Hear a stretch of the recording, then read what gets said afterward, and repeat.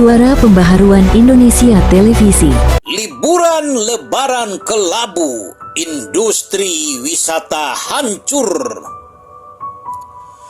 Liburan Lebaran biasanya dapat dimanfaatkan dengan baik untuk memenuhi dua tujuan, yaitu tujuan pertama, ketika umat Islam baru saja menunaikan ibadah puasa, pulang ke kampung, menjalin silaturahim dengan sanak keluarga, makan ketupat bersama, menikmati kebahagiaan abadi, serta memuji syukur atas kebesaran ilahi. Tujuan yang kedua, semua umat dari berbagai suku dan etnis juga agama, seluruh bangsa Indonesia dapat mengisi waktu liburan dengan berkunjung ke tempat-tempat wisata, mengukir kebersamaan dan keceriaan, tawa dan senda gurau bersama, menghilangkan kejenuhan untuk menggapai kebahagiaan bersama. Tetapi sepertinya liburan Lebaran tahun 2025 ini adalah sesuatu yang harus dicatat dalam sejarah.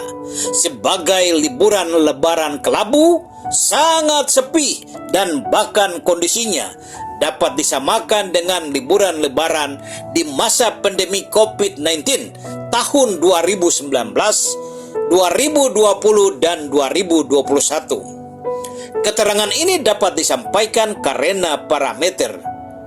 Kutipan berita CNA tanggal 26 Maret 2025 berdasarkan hasil survei Badan Kebijakan Transportasi Kementerian Perhubungan, jumlah pemudik diperkirakan 146,48 juta orang atau 52% dari total jumlah penduduk Indonesia. Angka ini mengalami penurunan 24% dibandingkan tahun lalu 193,6 juta penduduk atau 50 juta orang pemudik tidak dapat mudik Lebaran. Selain penurunan jumlah pemudik, menurut Sekretaris Dewan Pimpinan Pusat Organda Ateng Haryono, penjualan tiket transportasi darat atau bus turun 25-30%. Data lain, Asosiasi Perhotelan dan Restoran seluruh Indonesia mengumumkan sampai dengan libur Lebaran, okupansi atau pemesanan hotel baru mencapai 20%. Hal ini sangat bertolak belakang dengan tahun sebelumnya meningkat 50%. Data-data ini disesuaikan dengan perkiraan Kamar Dagang dan Industri sebagaimana dikemukakan oleh Ketua Bidang Pengembangan Otonomi Daerah Sarman Sumanjorong bahwa liburan Lebaran tahun 2025 ini perputaran uang di tengah masyarakat mencapai 137,9 triliun dibandingkan dengan tahun sebelumnya 157,5 triliun. Mencermati situasi seperti ini, kutipan CNA Pakar Kebijakan Publik UPN Jakarta Ahmad Nur Hidayat mengatakan, turunnya jumlah pemudik bukan sekedar mengubah pola mobilitas, tetapi juga mencerminkan kondisi ekonomi bangsa ini sedang tidak baik-baik saja. Lalu mengapa pemerintah kita begitu yakin bahwa ekonomi bangsa ini sedang baik-baik saja? Apakah pemerintah sedang pura-pura ataukah mata mereka telah buta untuk melihat dan hati mereka telah tertutup untuk merasakan beratnya penderitaan rakyat, sulitnya untuk mempertahankan kondisi aman di era pemerintahan sekarang ini? Pemerintahan Presiden Prabowo bukan tidak menyiapkan program untuk menghadapi libur Lebaran tahun ini. Sebulan sebelum libur Lebaran tahun 2025, pemerintahan Presiden Prabowo telah mengambil kebijakan menurunkan harga tiket pesawat, kereta api, dan tiket kapal laut. Pertanyaannya, apakah penurunan tiket transportasi ini cukup untuk memantik situasi dan kondisi keprihatinan yang sedang dialami oleh rakyat?